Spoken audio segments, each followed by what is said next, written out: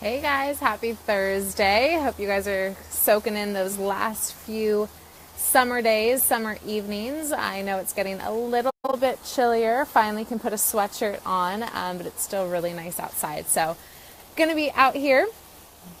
So, I put the question to you guys what you wanted me to talk about today. Sorry I haven't been here the last couple weeks. My school quarter just ended yesterday, so it was a little hectic with that. Anyway, so I asked if you guys wanted to talk about autoimmune diseases or how to embrace your imperfections, and looks like you guys want to talk about autoimmune diseases.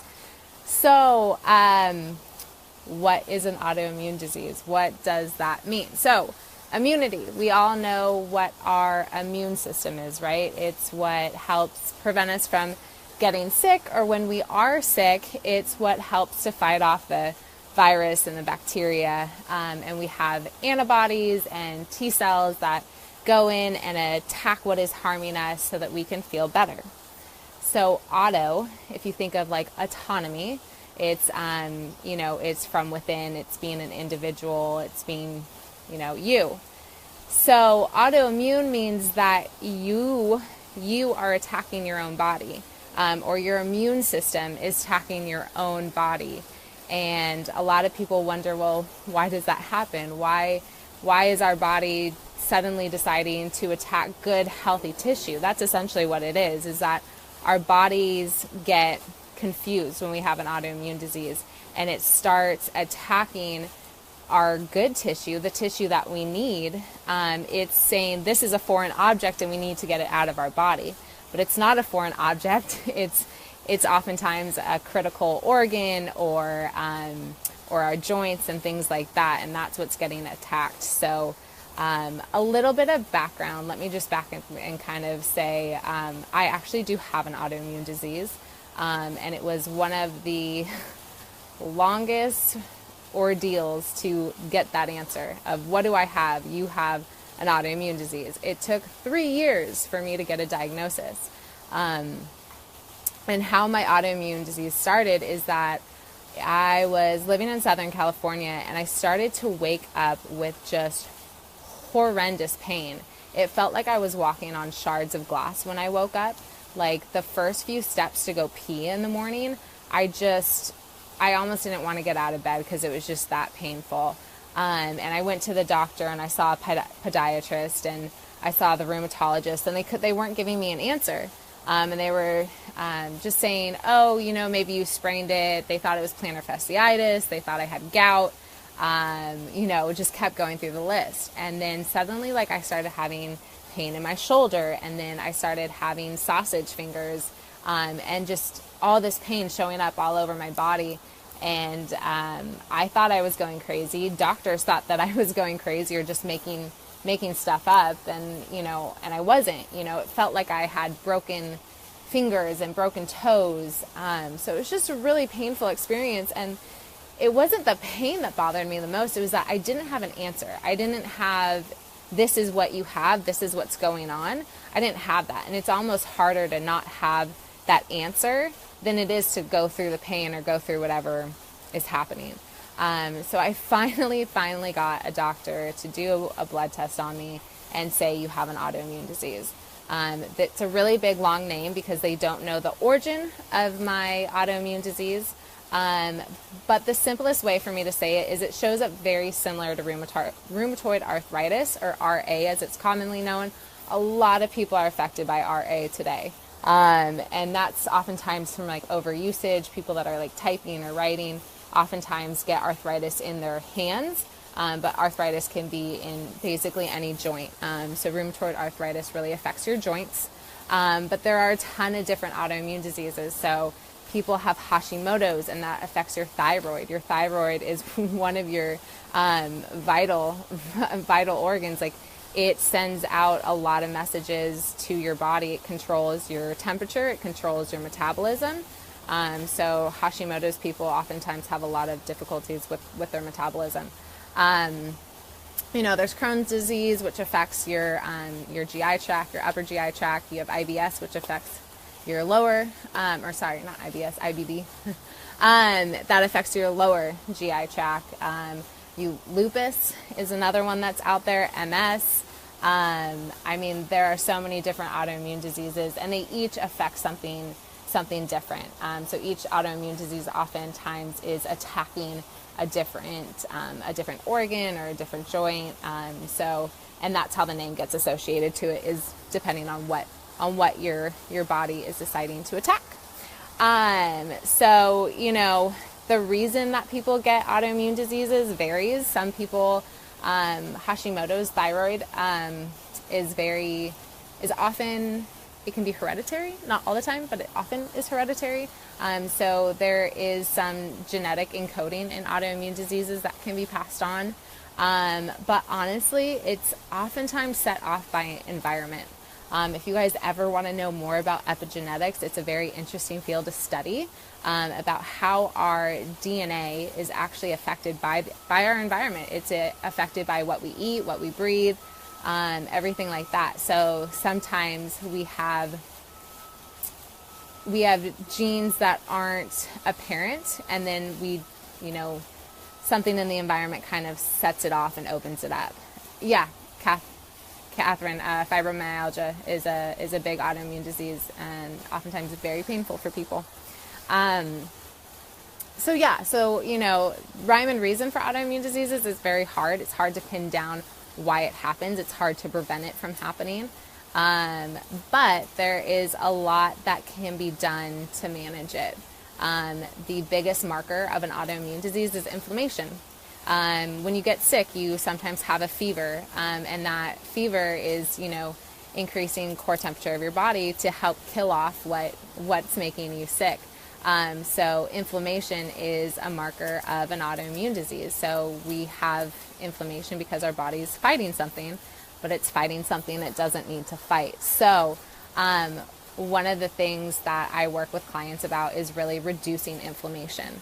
And food is a big way to reduce inflammation. So a lot of people aren't going to like the next couple of things that I have to say.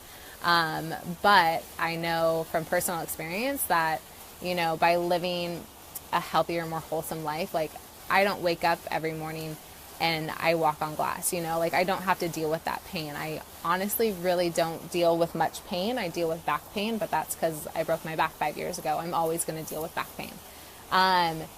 So gluten and dairy are two of the most inflammatory foods that there are out there. There are several studies out there that will back up that point. They just cause inflammation in the body for a lot of people. So celiac disease is an autoimmune disease, and that is, an allergic reaction to gluten. So anybody that comes to me that has an autoimmune disease, the first two things that I say is you have to get off gluten and you have to get off dairy. There's just really no other way around it. Maybe down the line, after you've eliminated those two and your symptoms have decreased, maybe you can add them back in. But honestly, I think that those are just two food groups you can kind of leave out for the rest of your life, and trust me, you'll be okay. There's plenty of substitutes. The other thing that causes inflammation is something called nightshade vegetables. So yes, even vegetables can sometimes have an adverse effect in our body. So nightshades are tomatoes, eggplant, peppers are also inflammatory, which is very hard for me. When I went through an elimination diet to stop eating peppers for like 6 months, I have like 2 or 3 bottles of sriracha sauce in my refrigerator at all times, and I couldn't touch it, and I couldn't even have bell peppers. Bell peppers, tomatoes, eggplant, just kind of had to take them off.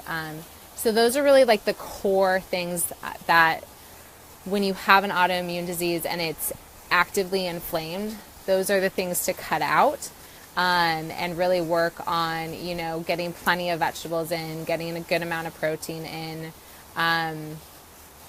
2 other kind of food categories that can be tricky for people with autoimmune diseases are going to be eggs. Eggs sometimes can have a reaction with our bodies, so you take those out for a time, I'd say like 2 months, see if you have a response to it later when you bring it back in. If not, you're good to go. And then nuts and seeds. Nuts and seeds can also cause problems in the body. And the reason that we want to eliminate these foods is to actually do gut repair. So a lot of the inflammation and a lot of the autoimmune diseases that we see is because of a leaky gut. It means that our gut just isn't absorbing, it isn't digesting, it's not processing foods correctly. And so our gut needs repair. Like, our health, honestly, comes from our stomach, you guys. Like, that is the epicenter of our health. So what we put in our mouth directly correlates to how we feel and how our bodies operate and work. So when I went through something called an autoimmune protocol, I got rid of gluten, I got rid of dairy, I got rid of sugar, because that's another one. Sugar just messes with your entire body. And I swear I will do a whole video on sugar and what it does to your brain chemistry. Like, it literally affects your brain chemistry. So I got rid of gluten, dairy, sugar. I took out nightshades, I took out eggs, I took out nuts and seeds. And I thought, I was like, what am I going to eat? Like, what is there left to eat? And the answer is there's a lot still left to eat. So like sweet potatoes, yams, sometimes I would have rice. There's still quinoa and other grains that you can have. Proteins, like organic free-range chicken. I started making bone broth to really help with gut repair. I'm doing completely plant-based right now, so I'm not having bone broth, but my gut is repaired, so it's okay. Wild-caught fish, tofu.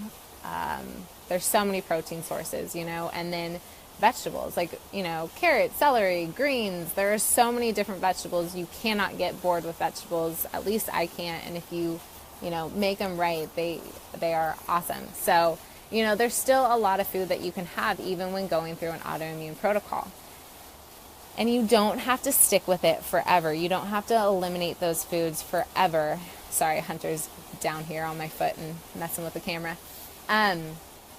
But I'd say about 4 months, do an autoimmune protocol, and then slowly reintroduce those foods that you had taken out. So I know for a lot of people, they want to reintroduce eggs or nuts first. Seems to be food groups that people want to reintroduce. So, start with one egg, and see how you do. If it doesn't have a reaction, have it the next day and just kind of see how you do.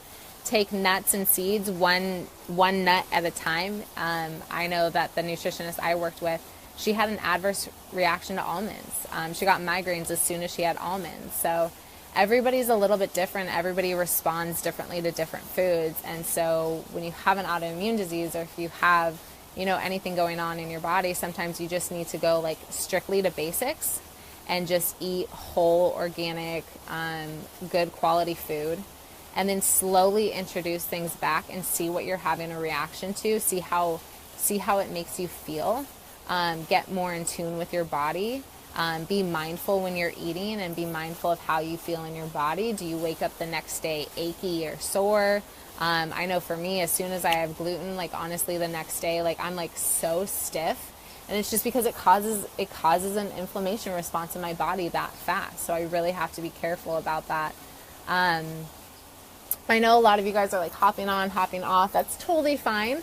I just wanted to know if anybody that is on, if you guys have any questions that I can answer, since I am right here, and definitely want to make this information, valuable to you. I can talk about whatever the heck I want to talk about, but if you guys have like a certain question or anything like that, I definitely would love to answer it.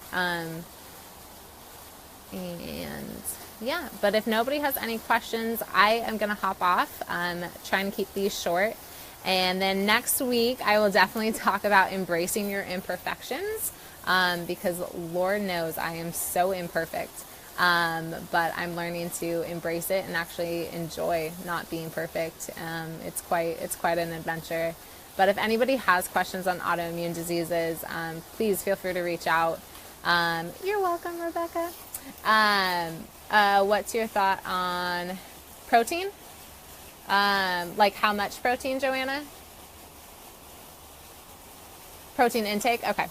So we definitely don't need as much protein as I think people think we do. I guess like if you think of like bodybuilders are always taking protein shakes and trying to get more protein in. Honestly, I would say 50 to 100 grams of protein is really all that we need. Unless you're like an endurance athlete, then you might need a little bit more on a daily basis.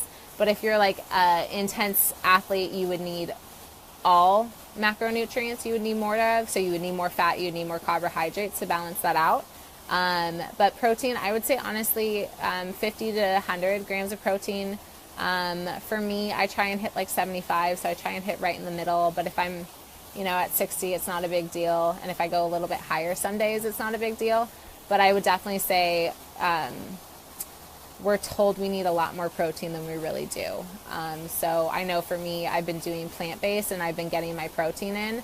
So it's not that, I didn't need all the protein from like chicken and protein shakes and everything like that. So really, broccoli is so high in protein and so is spinach. So just eating this way, I've been able to sustain my protein intake.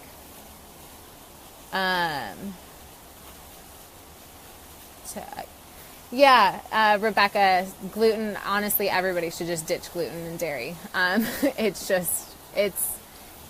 It's not that gluten from 100 years ago is bad or dairy from 100 years ago is bad. It's just how things are made today are not how they were made 100, 200 years ago.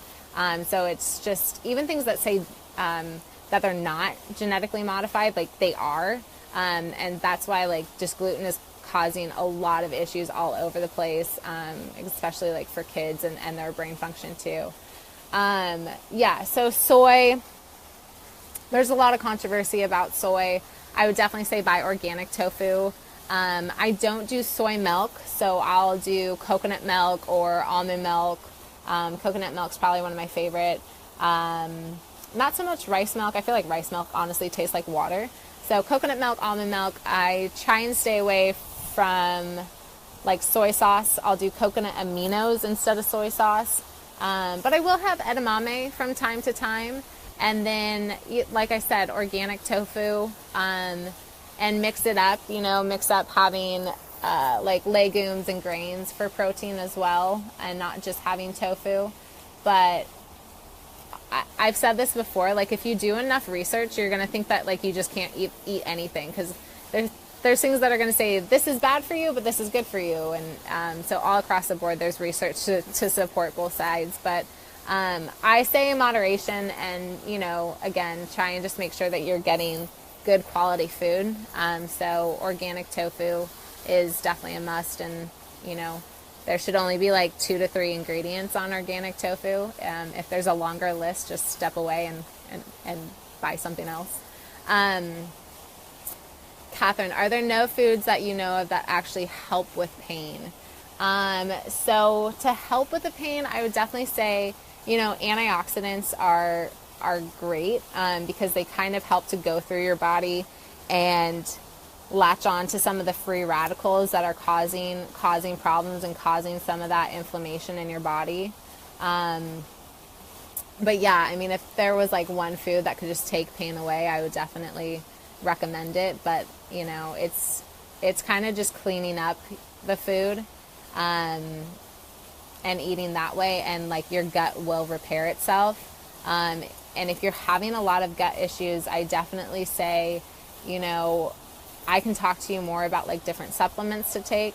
And the reason that I'm not going to like say any supplements right now is that supplements honestly comes down to blood chemistry. So I'm actually going to be taking blood chemistry this quarter, so then I can run blood panels and recommend like specific supplements to people. Joanna, yes, turmeric. Turmeric is great for inflammation. And I wanted to say there's like, there's a root that is also good for it, and I can't think of it at the moment, but I'll post it later for sure. I love the interaction, you guys. Any other questions?